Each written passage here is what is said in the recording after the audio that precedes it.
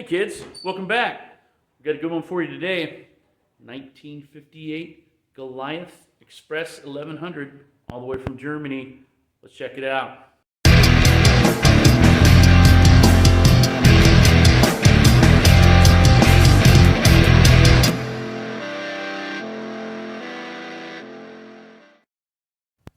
Let's take a walk around this thing and then we'll dig into some of the details and figure out what's going on.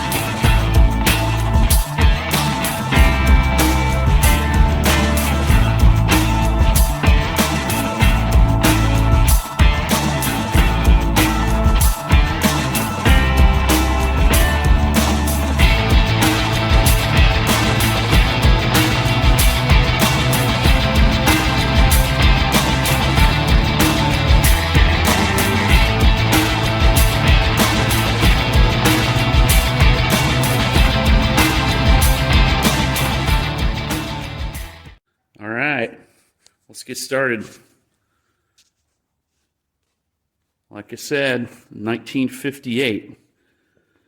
Looks a lot like a little VW bus, and that's certainly what they were aiming for in the marketplace, is to make some kind of competitor to their rivals in their country of Germany. That was selling pretty well. So Goliath came up with this little buggy right here. Now, so what? It's a VW copy? Well, not really. Prepare for the weird. This is front-wheel drive. Yep, 1958. It's front-wheel drive. It's got a transverse leaf spring. You might be able to see running across here. My hand touching it there. Pretty dark, but there's a transverse leaf spring going from left to right like a Corvette or something. Which comparing this as a Corvette is, they're almost the same car, right? But here we go. Kind of a weird touch. This doesn't look like something from the 50s to me. This looks like something from the 30s. I'm sure they probably were out of pieces and parts and used whatever they had from pre-war car designs and put into this here.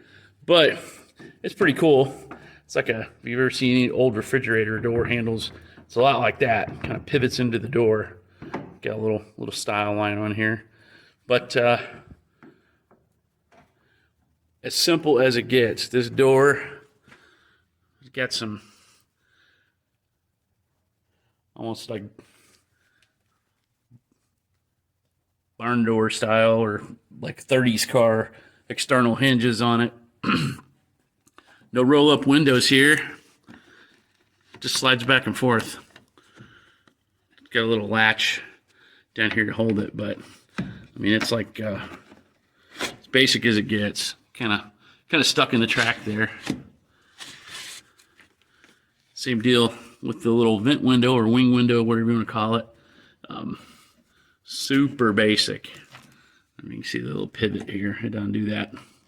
Yeah, it's broken, but we can fix that.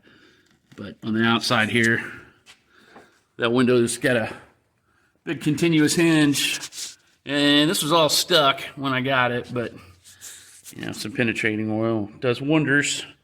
I don't even think this door would open when I first got it, but it's working now. Move inside here and start looking at what we got. This not a factory option there, but there's no detent spring or anything that I can see. I don't know if there was some kind of bushing on that kind of gave it some resistance to hold it open. I'm not sure. The problem with having something weird like this is there is no information. I mean, nothing. I can't find a manual. I can't find anything but some pictures of some floating around on the internet. Here's a weird part too. Manual transmission.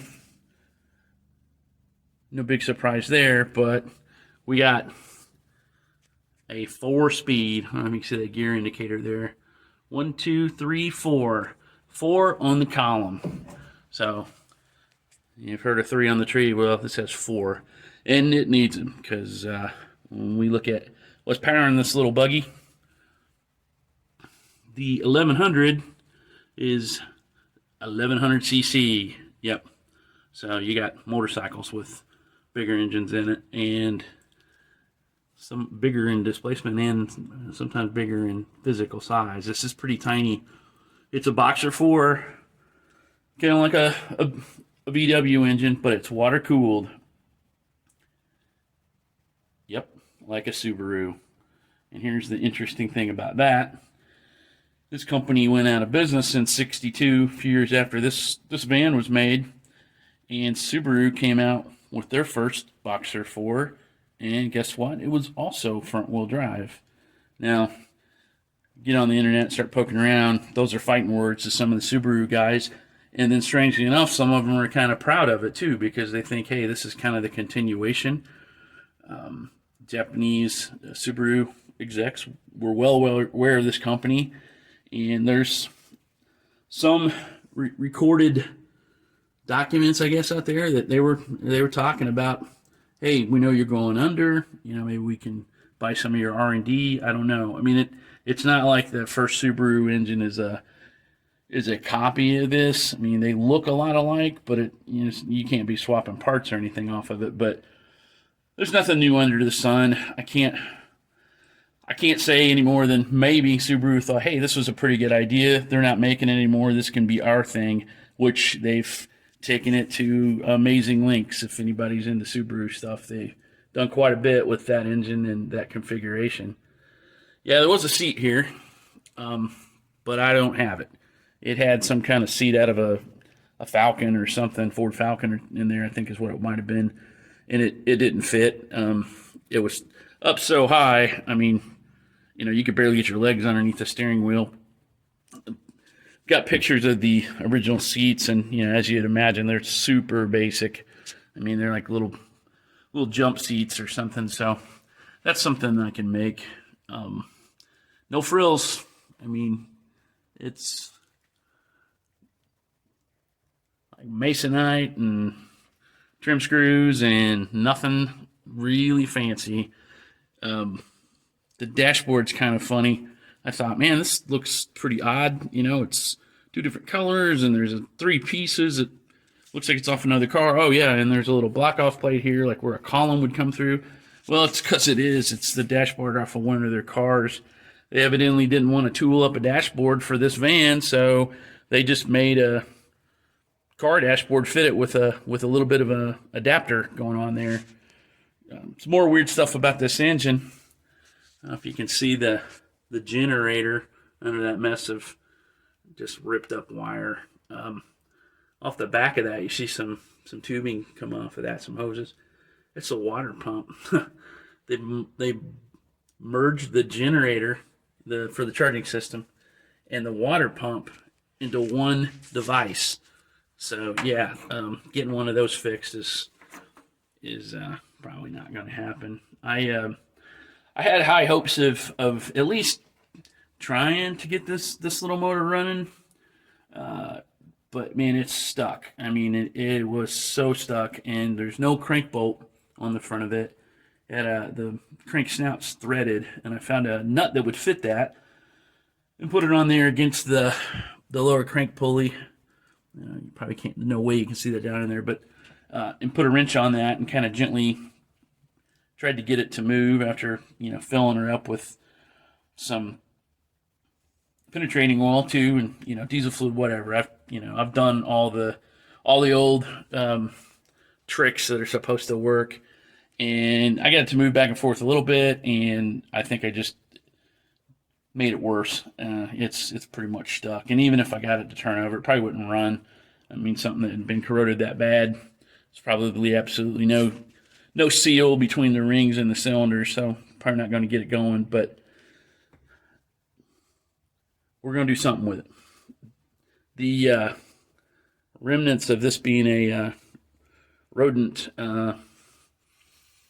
bathroom and maybe a bed, I don't know, are still there. I've gotten some of it out of there. I will tell you this: if you're dealing with an old barn find vehicle like this, put some kind of breathing protection on. I can tell you, no joke, I worked for a company that made commercial fans.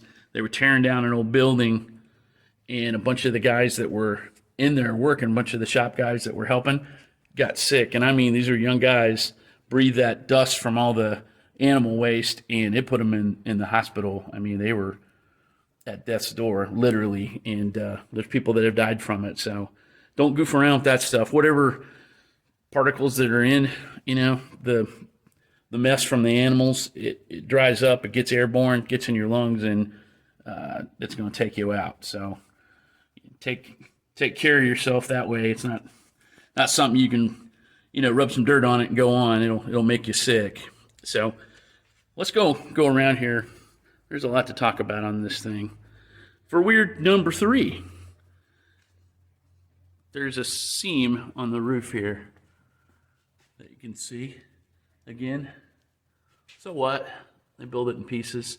Well, for whatever reason, from the door jamb right here where that seam is forward is steel.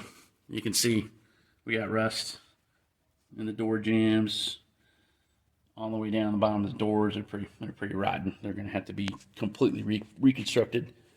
But from here back, this is aluminum. Why in the world they did that, I will never know, but it certainly is aluminum bonded to steel right there. Now, I don't know exactly how they've got it hooked together. I think it's got like a Pittsburgh seam or something, like they're kind of mechanically locked together, and then some sealant. That's what it looks like to me. I'm not going to go goofing with it because it lasted this long. I'm not going to try to take it apart, but yeah, the old guy that had this originally, he had a pretty interesting story, and I have heard that Jay Leno says, hey, he doesn't buy the cars, he buys the story. Well, I'm a long way from Jay Leno in every respect, but I kind of like that too. And this guy's story was that he, World War II veteran, tank commander, got out of service, came back. Whether he had been before or after, I don't know, but he got a cabinet business, custom cabinet business. This was his shop truck, or at least one of them. You can see right here, 1977, Indiana plates. I don't know if that's the last time this was on the road, probably legally. It may have been the last time it ran, for all I know. But the unusual thing here, you can see the little license plate lights above it. They're not centered, and then there's an extra hole right here.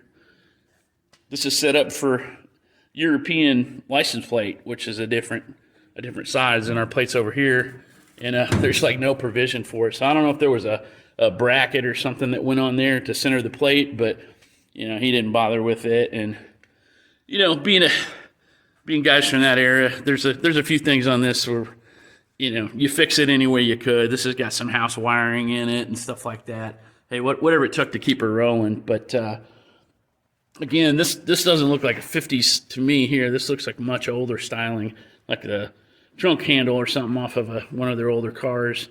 I don't know if it had a lock in there or not. I mean, it's just a hole.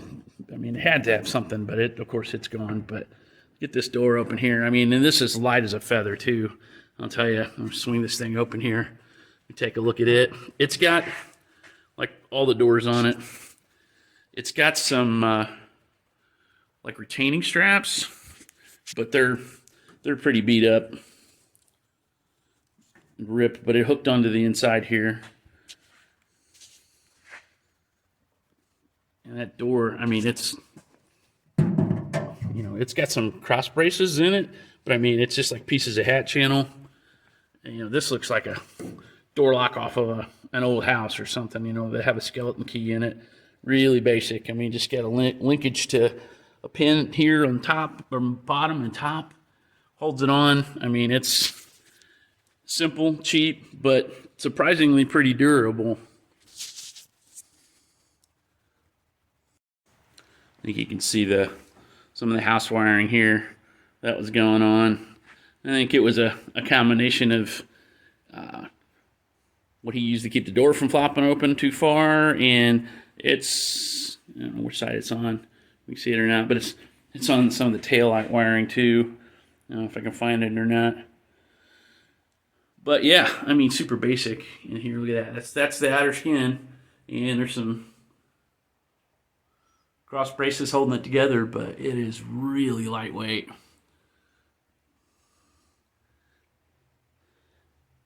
And you can see the barn find story holds water here.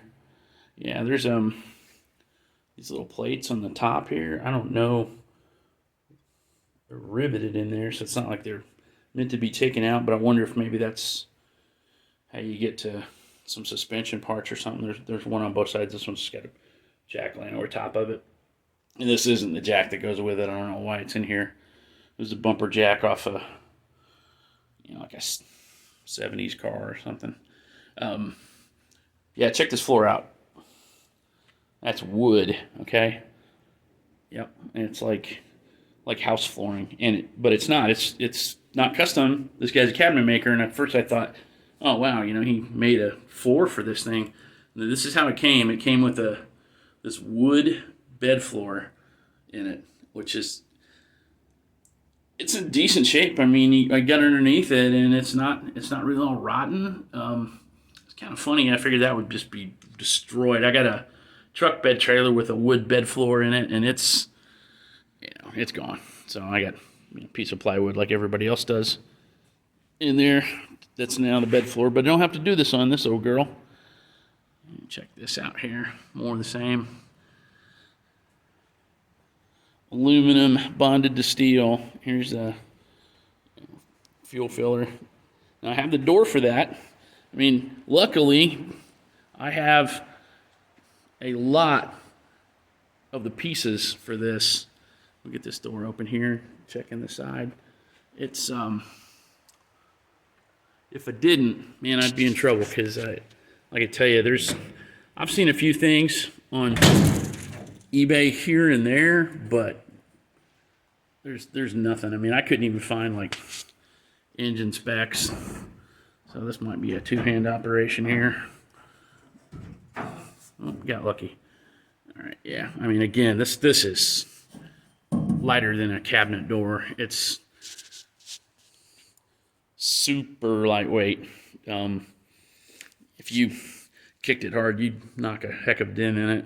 But with that little engine, it couldn't weigh a whole lot. The top speed of this thing is like 59 miles an hour or something like that, which that's probably level ground with the tailwind or something, and riding by yourself, who knows, gallon of fuel in it.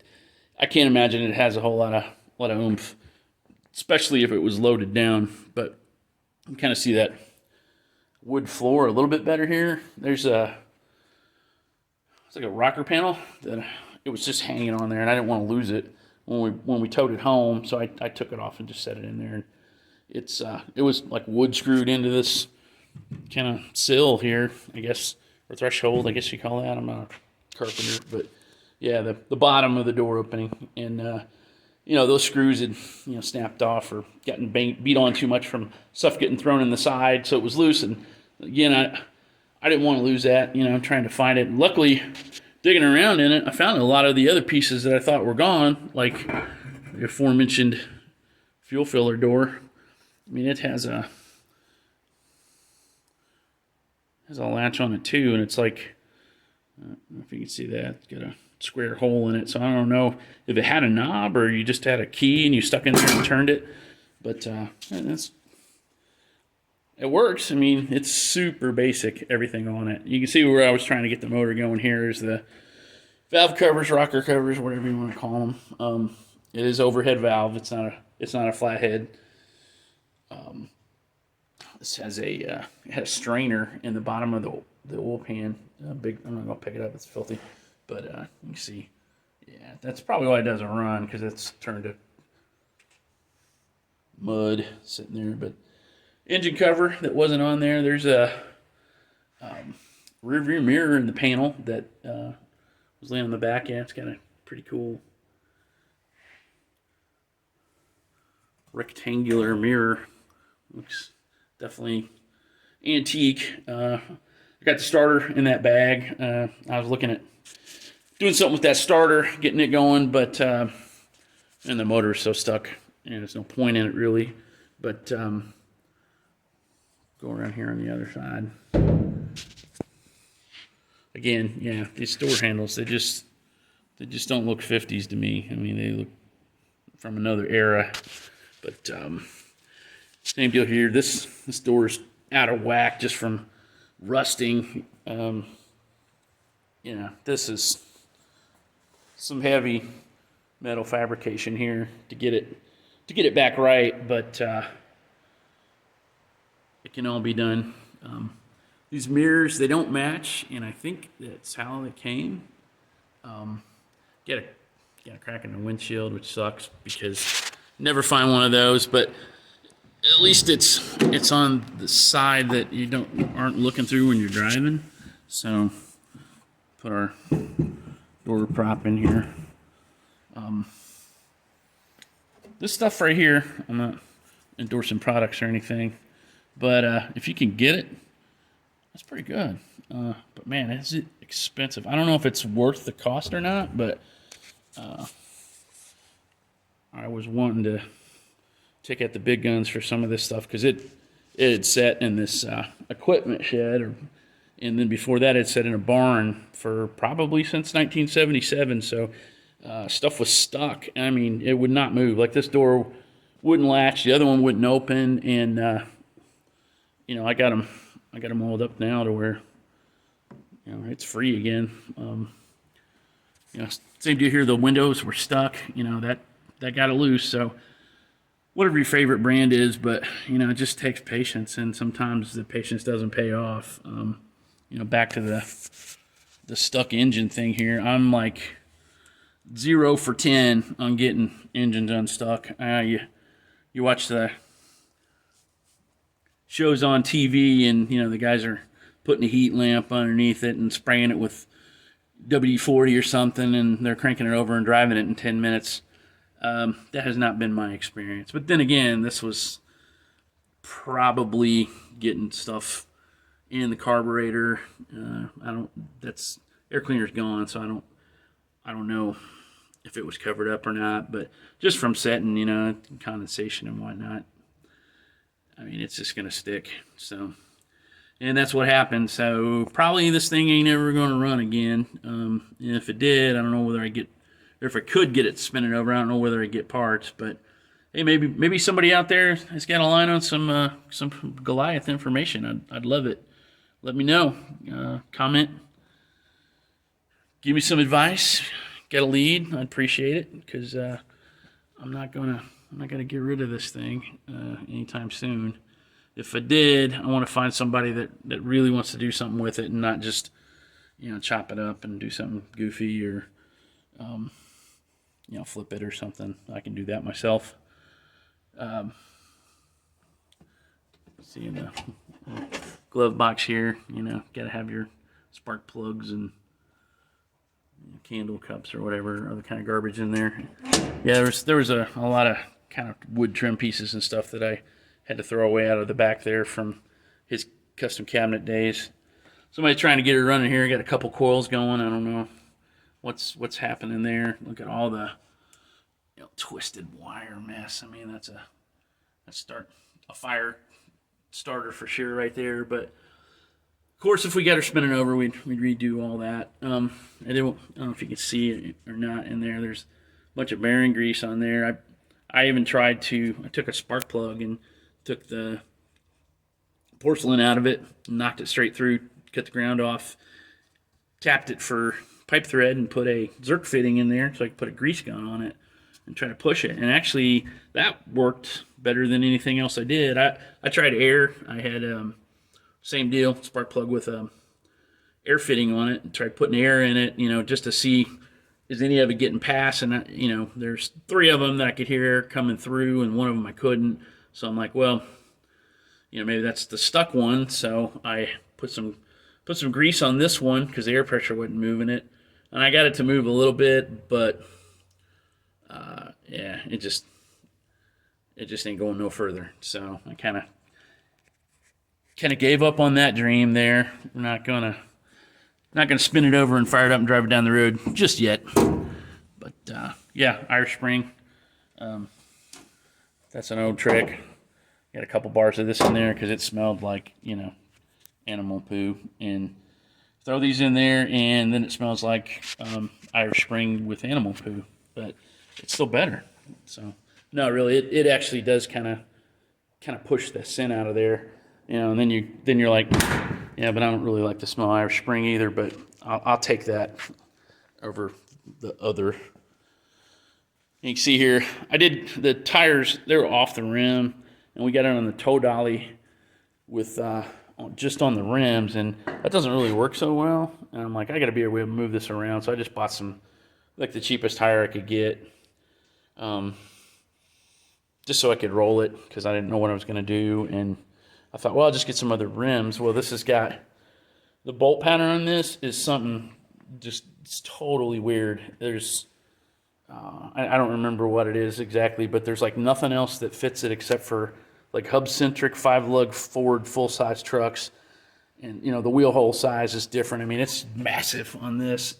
So I'm like, well, I didn't have a Ford truck to try, so I don't know if that would have worked or not. But since it's front-wheel drive, it's got all this, I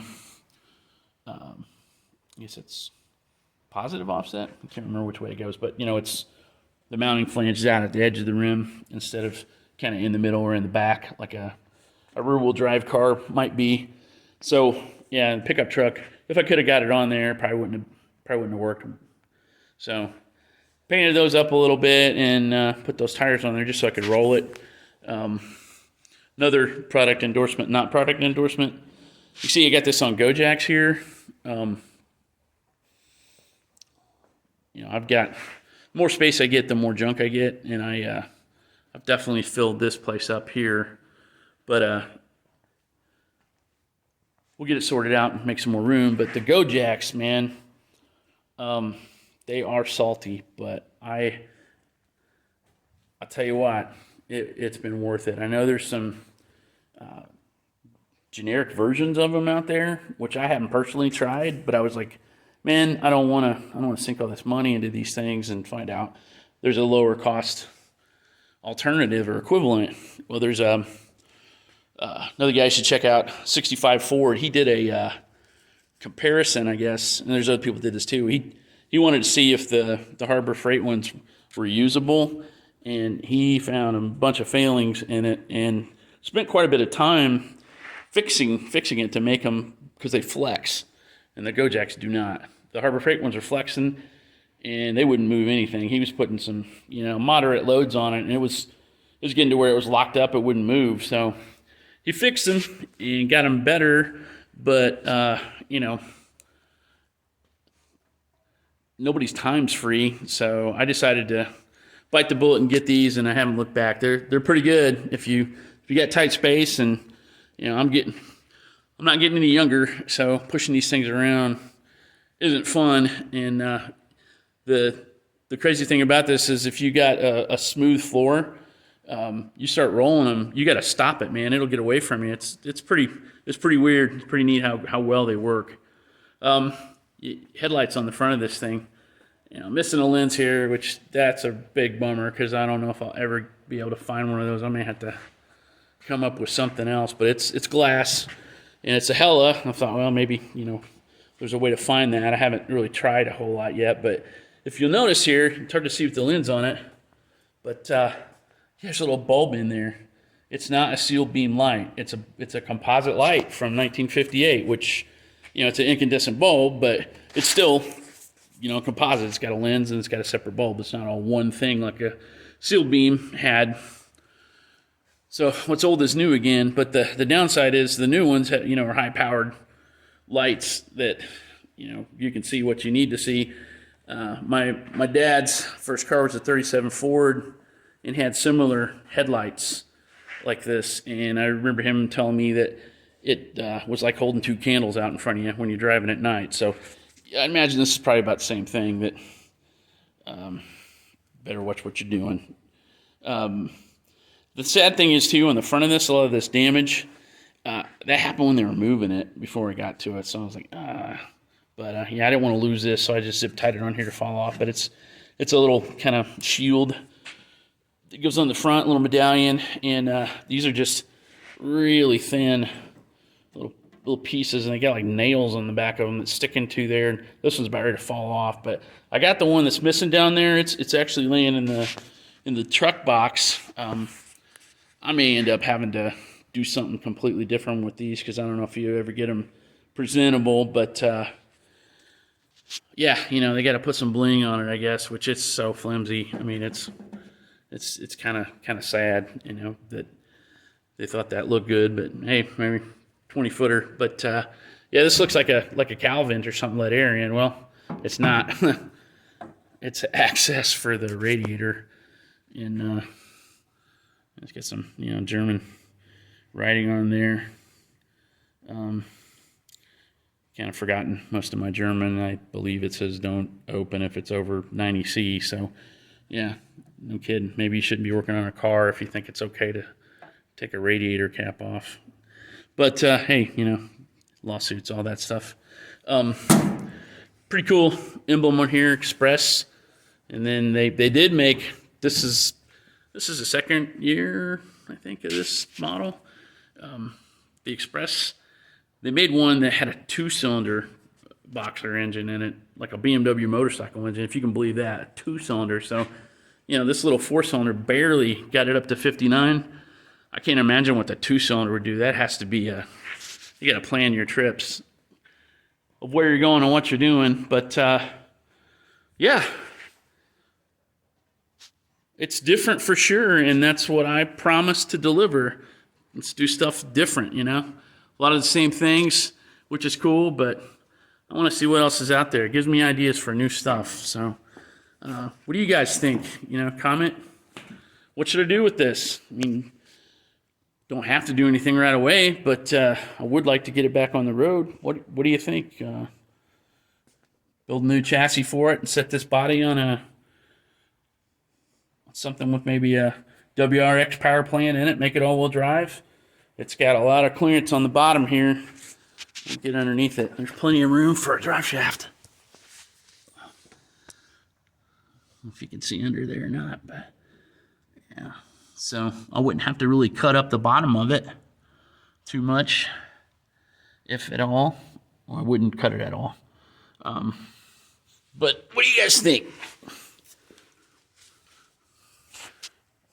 Is it worth doing something with? Should I try to find the parts and put it back stock? You tell me. What are we going to do? I want to know.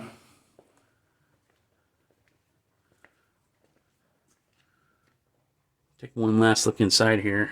Some of the controls. Look at all those pull knobs there. None of them are marked. I don't know what it does. It looks like an airplane or something in there with all the switches. Yeah, no heater core either, which is kind of funny. It's the radiators right up front there.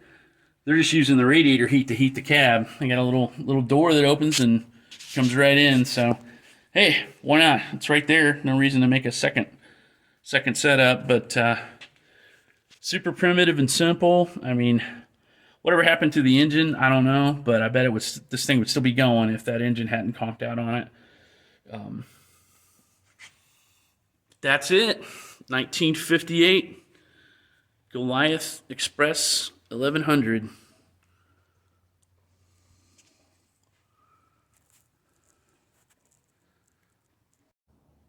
Well, there's another one in the can. I hope you all enjoyed it. We'll be back next episode with some other unique stuff. We'll keep doing it as long as you keep liking it. Remember, you got homework, as always. Like, subscribe, share, comment too. Hey, get it all. But the main thing I want you to do is dare to be different. Thanks again.